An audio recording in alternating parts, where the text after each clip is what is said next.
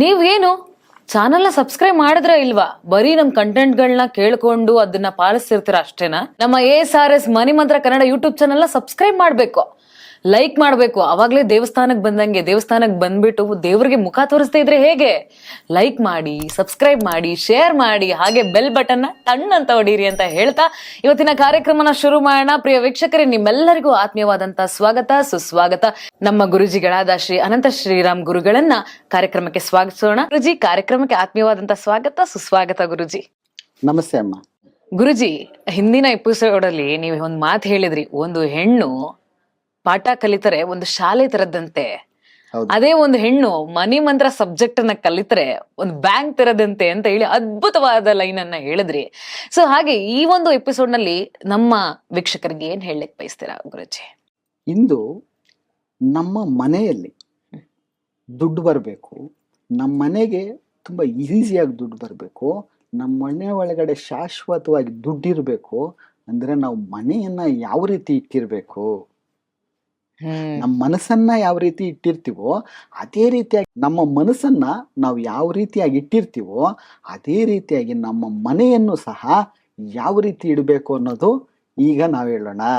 Okay ಗುರುಜಿ, ಇವಾಗ ದುಡ್ಡನ್ನ ಯಾರು ಅಂದ್ರೆ ದುಡ್ಡನ್ನ ತಗೊಂಡವರಾಗ್ಲಿ, ದುಡ್ಡನ್ನ ಕೊಡೋರಾಗ್ಲಿ, ಎಲ್ರು ಮನೆ ಒಂದು ಜಾಗ ಇರುತ್ತೆ, ಆ ಒಂದು ಪ್ಲೇಸ್ ಅಲ್ಲಿ ಇಟ್ರೆ ಇವಾಗ ಎಲ್ಲಿ ದುಡ್ಡನ್ನ ಸಂಪಾದಿಸಿ ಎಲ್ಲಿ ಇಟ್ಕೊಳ್ತಾರೆ? ಮನೇಲಿ ಅಲ್ವಾ? ಸೊ ಆ ಮನೆಗೆ ದುಡ್ಡು ಸೇರ್ಬೇಕಂದ್ರೆ ಹೆಂಗೆ ಗುರುಜಿ ಇದು? ಇಲ್ಲಿ money black is mind black, mind black is ಮನೆ ಬ್ಲ್ಯಾಕ್. ಅದರಿಂದ ಮೊದಲು ಮೈಂಡ್ ಚೆನ್ನಾಗಿರ್ಬೇಕು, ನಂತರ ಮನೆ ಚೆನ್ನಾಗಿರ್ಬೇಕು, ಆಗ ದುಡ್ಡು ಸುಲಭವಾಗಿ ಬರುತ್ತೆ. ಮನೆ ಅನ್ನೋದು ಯಾವ ಥರ ಇರಬೇಕು ಅಂತಂದರೆ, ಈಗ ಕೆಲವು ಮನೆಗಳಲ್ಲಿ ಹೋದ ತಕ್ಷಣನೇ ನಾವು ಕಾಲಿಟ್ಟ ತಕ್ಷಣನೇ ವೆಲ್ಕಮ್ ಮ್ಯಾಟ್ ಹಾಕಿರ್ತಾರೆ. ಹೌದು ಹೌದು ಗುರುಜಿ. ನಾವೇನು ಅಲ್ಲಿಗೆ ಅಂತಂದ್ರೆ ವೆಲ್ಕಮ್ ಅನ್ನ ವಿರೋಧ ಮಾಡ್ತಾ ಇದ್ದೀವಿ ಅಂತ ಅದ್ರ ಮೇಲೆ ಕಾಲಿಡ್ತಾ ಇದ್ದೀವಿ ನಾವು, ಅಲ್ವಾ? ಮತ್ತೆ ನಾವು ಮುಂದಕ್ಕೆ ಹೋದಾಗ ಏನಾಗುತ್ತೆ ಅಂದ್ರೆ ಕೆಲವು ಮ್ಯಾಟ್ಗಳೆಲ್ಲ ತುಂಬಾ ಹರಿದೋಗಿರ್ತದೆ. ಕೆಲವು ಮನೆಗಳಲ್ಲಿ ನೋಡಿ ಮ್ಯಾಟೇ ಹರಿದೋಗ್ಬಿಟ್ಟಿರ್ತದೆ, ಅಲ್ಲಿಗೂ ಅದನ್ನ ತೆಗಿಯೋದೇ ಇಲ್ಲ. ಆ ಮ್ಯಾಟು ಹರಿದೋದ ಮೇಲೆ ಅದು ನೆಗೆಟಿವ್ ಆಯ್ತು, ಅದನ್ನ ಮೊದಲು ತೆಗಿಬೇಕು. ಮತ್ತೆ ಸ್ಕ್ರೀನ್ಗಳು ನಾವೇ ಕಿಟಕಿಗೆ ಸ್ಕ್ರೀನ್ ಹಾಕಿ ಅಲ್ವಾ, ಕೆಲವು ಮನೆಗಳಲ್ಲಿ ನೋಡಿ ಎಲ್ಲ ಹರಿದೋಗಿರುತ್ತೆ, ಮತ್ತೆ ತುಂಬಾ ಗಲೀಜಾಗಿರುತ್ತೆ. ಅದನ್ನ ತೆಗಿಬೇಕು. ಯಾಕೆ ತೆಗಿಬೇಕು? ಅಲ್ಲಿ ನೆಗೆಟಿವ್ಸ್ ಅನ್ನೋದು ಸೇರುತ್ತೆ. ಇವಾಗ ಒಂದು ಏನಾದ್ರು ಮ್ಯಾಟ್ ಹರಿದೋದ್ರೆ ಸಾಕು, ಇನ್ನೊಂದ್ ಸ್ವಲ್ಪ ಅರಿಲಿ ಬಿಡು, ಇನ್ನೊಂದ್ ಸ್ವಲ್ಪ ಹಳೇದಾಗ್ಲಿ ಬಿಡು ಅಂತ ಹೇಳಿ ಹೇಳಿ ಮುಂದಕ್ಕೆ ಆಗ್ತಿರ್ತಾರೆ. ಆತರ ಮಾಡಬಾರ್ದು. ಓಕೆ ಗುರುಜಿ. ಮತ್ತೆ ನಾವು ಮನೆಯನ್ನ ಯಾವ ರೀತಿ ಇಟ್ಟಿರ್ಬೇಕು ಅಂತಂದ್ರೆ, ಮನೆಯೇ ಮಂತ್ರಾಲಯ, ಮನಸ್ಸೇ ದೇವಾಲಯ. ನಾವು ಮನೆಯನ್ನ ಯಾವ ರೀತಿ ಇಟ್ಟಿರ್ಬೇಕು ಅಂದ್ರೆ ಮಂತ್ರಾಲಯದಂತ ಇಟ್ಟಿರ್ಬೇಕು ಅಂತಾರೆ. ನಮ್ಮ ಮನಸ್ಸನ್ನ ದೇವಾಲಯ ತರ ಇಟ್ಟಿರ್ಬೇಕು, ಮನೆಯನ್ನ ಮಂತ್ರಾಲಯ ತರ ಇಟ್ಟಿರ್ಬೇಕು. ಮಂತ್ರಾಲಯ ಅಂತಂದ್ರೆ ಏನಂತಂದ್ರೆ ಸ್ವಚ್ಛವಾಗಿರುತ್ತೆ, ನಿರ್ಮಲವಾಗಿರುತ್ತೆ, ಅಲ್ಲಿ ಶಾಂತಿಯಾಗಿರುತ್ತೆ. ಆ ತರ ನಾವು ಯಾವ ತರ ಇಟ್ಟಿರ್ಬೇಕು ಅಂತಂದಾಗ ನಮಗಿಲ್ಲಿ ಏನು ಅಂತಂದ್ರೆ, ನಾವು ಮನೆ ಒಳಗಡೆ ಎಂಟ್ರಿ ಮಾಡಿದ ತಕ್ಷಣನೇ ನಮಗ್ ಮೊದಲು ಸಿಕ್ಕೋದೇನು? ಹಾಲ್, ಡೈನಿಂಗ್ ಹಾಲ್, ಡೈನಿಂಗ್ ಹಾಲ್ ಅಲ್ವಾ? ಅಲ್ಲಿ ಅದು ಹಾಲ್ ಯಾವ ರೀತಿ ಇರ್ಬೇಕು ಅಂತಂದ್ರೆ, ಆಲಾಹಲ ಮನಸ್ಸಿನಿಂದ ಬಂದು ಅಲ್ಲಿ ಕುಳಿತುಕೊಂಡ್ರೆ ಅವನ ಮನಸ್ಸು ಹಾಲಿನಂತಾಗಬೇಕು.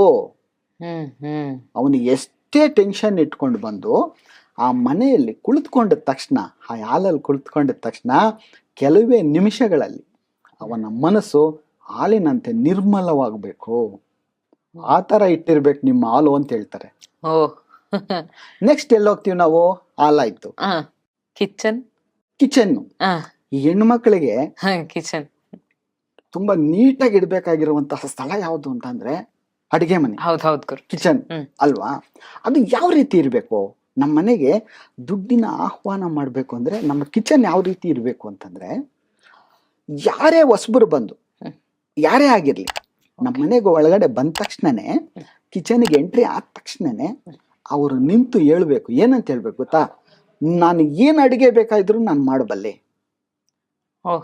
ನನಗೆ ತುಂಬಾ ಚೆನ್ನಾಗಿದೆ, ಏನು ಪದಾರ್ಥಗಳೆಲ್ಲ ರೆಡಿ ಇದೆ, ಅದು ಅಡಿಗೆ ಮನೆ ಕಿಚನ್ ನೋಡಿದ ತಕ್ಷಣ ತುಂಬಾ ಚೆನ್ನಾಗಿದೆ, ಸ್ವಚ್ಛವಾಗಿದೆ. ಹ್ಮ್.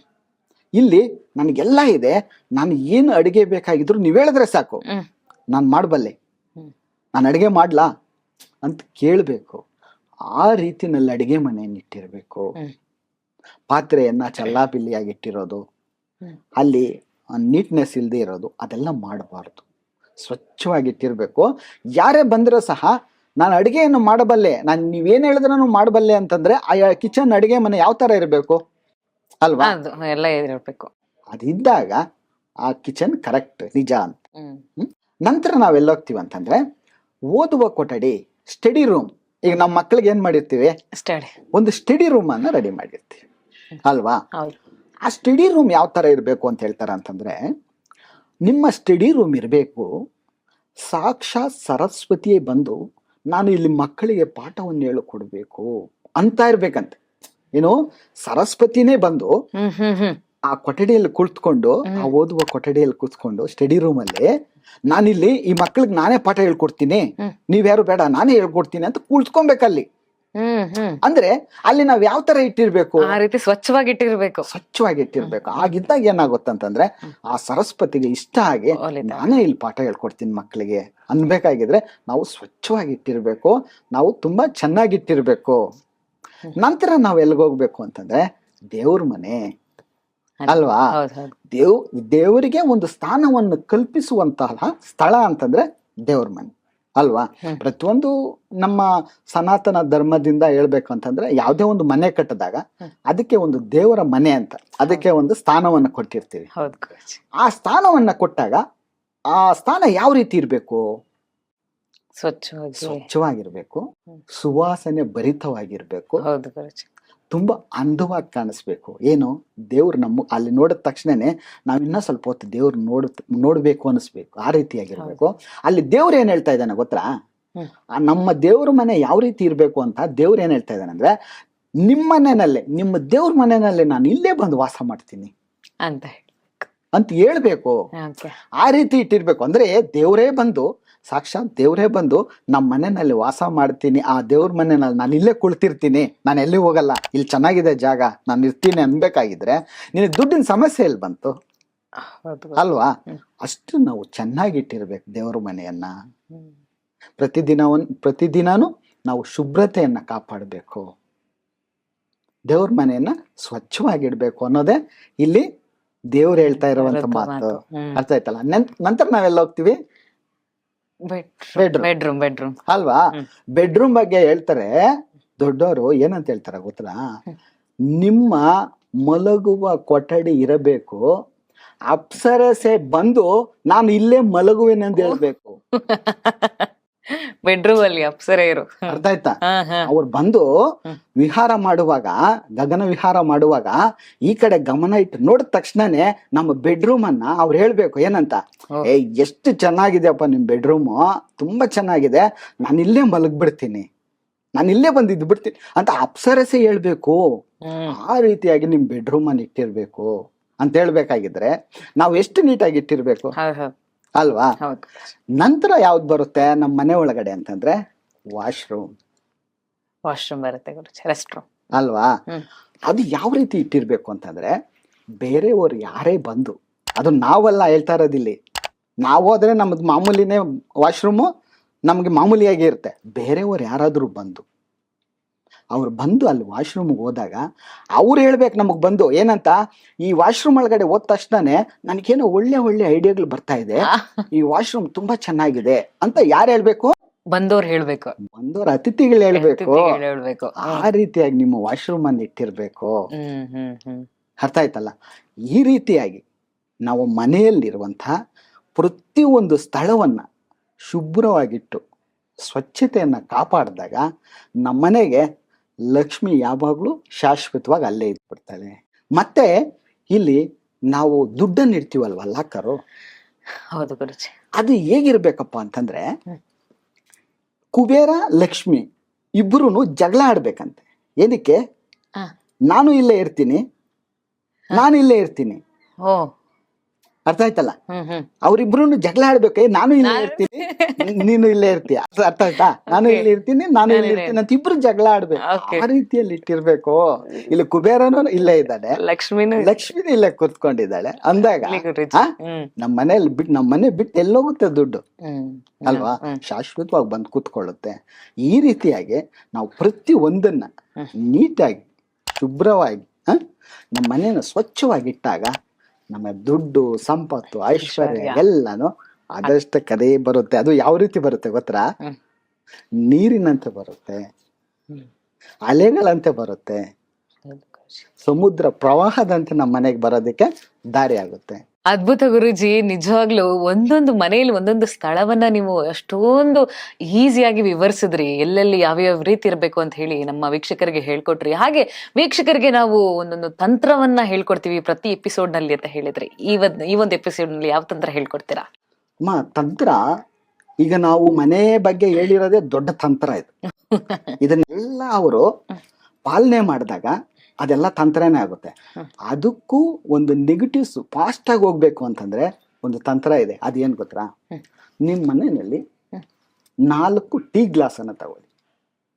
4 ಟೀ ಗ್ಲಾಸ್ ಅನ್ನ ತಗೊಂಡು ಅದರ ತುಂಬ ಉಪ್ಪನ್ನು ತುಂಬಿಸಿ. 4 ಟೀ ಗ್ಲಾಸ್ಗೆ ಉಪ್ಪನ್ನು ತುಂಬಿಸಿ ಅದರಲ್ಲಿ 3 ಲವಂಗ ಒಂದು ಗ್ಲಾಸಲ್ಲಿ, 3 ಮೆಣಸು ಒಂದು ಗ್ಲಾಸಲ್ಲಿ, ಒಂದೇ ಗ್ಲಾಸಲ್ಲಿ 3 ಲವಂಗ 3 ಮೆಣಸನ್ನು ಅದರಲ್ಲಿ ಹಾಕಿ 4 ಮೂಲೆಯಲ್ಲಿ, ನಿಮ್ಮ ಮನೆಯ 4 ಮೂಲೆಗಳಲ್ಲಿ ಅದನ್ನ ಇಡಬೇಕು. ಇಟ್ಟು 3 ದಿವಸ ಬಿಟ್ಬಿಡಿ, ಅದನ್ನೇನು ಮಾತಾಡ್ಸಕ್ ಹೋಗ್ಬೇಡಿ. 4ನೇ ದಿವಸ ಅದನ್ನ ತೆಗೆದು ಇಲ್ಲ ಗಿಡದ ಬುಡದಲ್ಲಿ ಇಲ್ಲ ನೀರಿನಲ್ಲಿ ಹಾಕಿದಾಗ ನಿಮ್ಮ ಮನೆಯಲ್ಲಿರುವಂತಹ ಏನೇ ನೆಗೆಟಿವ್ಸ್ ಇರಲಿ ಎಲ್ಲ ಹೊರಟೋಗುತ್ತೆ. ಇದು ತುಂಬಾ ಒಳ್ಳೆ ತಂತ್ರ. ಇದು ಅದು ಯಾವ ನೀರು ಯಾರೂ ಇದನ್ನ ಹೇಳೋದಿಲ್ಲ. ಯಾಕಂದ್ರೆ ನಮ್ಮ ಮನೆ ಮಂತ್ರ ನೋಡುವಂತಹ ನಮ್ಮ ವೀಕ್ಷಕರಿಗೆ ಇದು ಒಳ್ಳೆ ಉಪಯೋಗ ಆಗುತ್ತೆ. ಈ ತಂತ್ರವನ್ನ ಮಾಡ್ಲಿ, ತುಂಬಾ ಒಳ್ಳೇದು. ಯಾವ ನೀರಲ್ಲಿ ಬಿಡಬೇಕು ಗುರುಜಿ? ಅಂದ್ರೆ ಹೋಗ್ತಾ ಇರುವಂತ ನೀರಲ್ಲ ಅಥವಾ ನಮ್ಮ ಮನೆ ಬಕೆಟ್ಗಳೆಲ್ಲ ಯಾವ ರೀತಿ? ಯಾವುದೇ ನೀರಲ್ಲಿ ಬಿಡಿ, ಅಂದ್ರೆ ಆಚೆ ಚೆಲ್ಬಿಡಿ. ಇಲ್ಲ ಗಿಡದ ಬುಡದಲ್ಲಿ ಹಾಕಿ, ಇಲ್ಲ ಅಂದ್ರೆ ನೀರನ್ನಲ್ಲಿ ಮಿಕ್ಸ್ ಮಾಡಿ ಆಚೆ ಚೆಲ್ಬಿಟ್ರೆ ನಿಮ್ ಮನೆಯಲ್ಲಿರುವಂತ ನೆಗೆಟಿವ್ಸ್ ಎಲ್ಲ ಹೋಗುತ್ತೆ. ಆ ನೀರನ್ನ ನಿಮ್ ಮನೆ ಒಳಗಡೆ ಬಗ್ಸ್ಕೊಬಾರ್ದು, ಹೊರಗಡೆ ಹಾಕ್ಬೇಕು. ಯಾಕಂತಂದ್ರೆ ಒಳಗಡೆ ಇರುವಂತ ನೆಗೆಟಿವ್ಸ್ ಅನ್ನ ನಾವು ಹೊರಗಡೆ ಹಾಕ್ತಾ ಇದೀವಿ, ಹಾಗಾಗಿ ಹೊರಗಡೆ ಹಾಕ್ಬೇಕು. ಇದನ್ನ ಪಾಲಿಸಿದ್ರೆ ಮನೆಯಲ್ಲಿರುವಂತ ಎಲ್ಲ ನೆಗೆಟಿವ್ಸ್ ಹೊರಗಡೆ ಹೊಟ್ಟವೆ. ಪ್ರಿಯ ವೀಕ್ಷಕರೇ, ನೀವು ನೋಡಿದ್ರಲ್ಲ, ಮನೆಯೇ ಮಂತ್ರಾಲಯ, ಮನಸ್ಸೇ ದೇವಾಲಯ ಅನ್ನೋ ತರ ಪ್ರತಿ ಮನೆಯಲ್ಲಿರುವಂತಹ ಪ್ರತಿ ಸ್ಥಳಗಳು ಯಾವ್ಯಾವ ರೀತಿ ಇರಬೇಕು ಅಂತ ಹೇಳಿ ನಮ್ಮ ಶ್ರೀರಾಮ್ ಗುರೂಜಿ ಅವರು ಅದ್ಭುತವಾಗಿ ಹೇಳಿದ್ರು.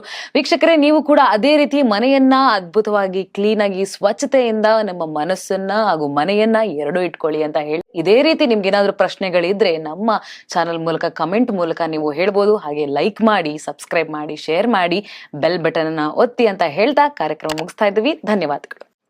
ನಿಮ್ಮ ಮನೆಯಲ್ಲಿ ನಿಮ್ಮ ಲಾಕರಲ್ಲಿ ಇದೇ ರೀತಿ ದುಡ್ಡಿರಬೇಕು ಅಂತಂದ್ರೆ ನೀವು ಏನೇನು ಟೆಕ್ನಿಕ್ ಅನ್ನ ಮಾಡಬೇಕು, ಏನೇನನ್ನ ಪಾಲನೆ ಮಾಡಬೇಕು, ಅದನ್ನ ಸರಿಯಾಗಿ ತಿಳ್ಕೊಳ್ಳಿ. ಆಗ ಈ ಲಕ್ಷ್ಮಿ ಅನ್ನೋದು ನಿಮ್ಮ ಮನೆಯಲ್ಲಿ ಶಾಶ್ವತವಾಗಿರುತ್ತೆ. ಅದನ್ನ ಎಲ್ಲ ವಿಡಿಯೋಗಳನ್ನ ನೋಡ್ತಾ ಇದ್ದಂಗೆ ನಿಮಗೆ ಗೊತ್ತಾಗ್ಬಿಡುತ್ತೆ. ನೋಡ್ತಾ ಇರಿ. ಎಲ್ಲರೂ ಶ್ರೀಮಂತರಾಗ್ಲಿ ಅಂತ ನಾವು ಹಾರೈಸ್ತಾ ಇದ್ದೀವಿ. ಎಲ್ರಿಗೂ ನಮಸ್ಕಾರ.